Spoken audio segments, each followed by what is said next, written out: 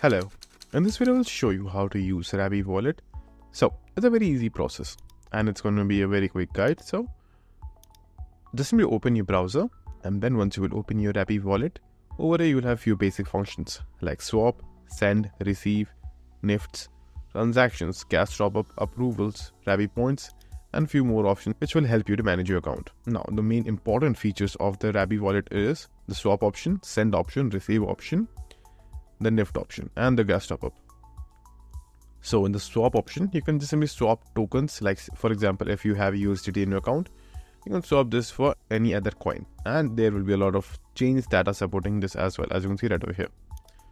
Now the send option is if you have some type of crypto in your account. Let's say for example you have Ethereum.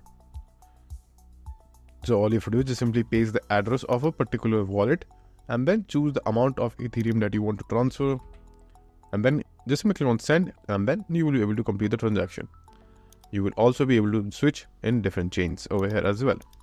The next option is the receive option. Again, choose in which chain you're receiving your crypto, like for example Blast, then copy this address and then send this to the person who is giving you the crypto. And NFT is pretty easy to understand. So if you have any NFT, it will be shown over here. The transaction option will show you all your past transactions, and the gas top-up is the option where you will be able to refund or refuel your gas. So as you can see right over here, you can again change the chains right over here as well. And in the approval section, if you have sent for any approvals, you will be able to see it right over here. And lastly, the Rabby points option is if you want to earn points for Rabby airdrop, you can just simply complete few tasks over here and you will be able to get Rabby points right over here. So that's it. And if this video was helpful, please consider subscribing and liking the video.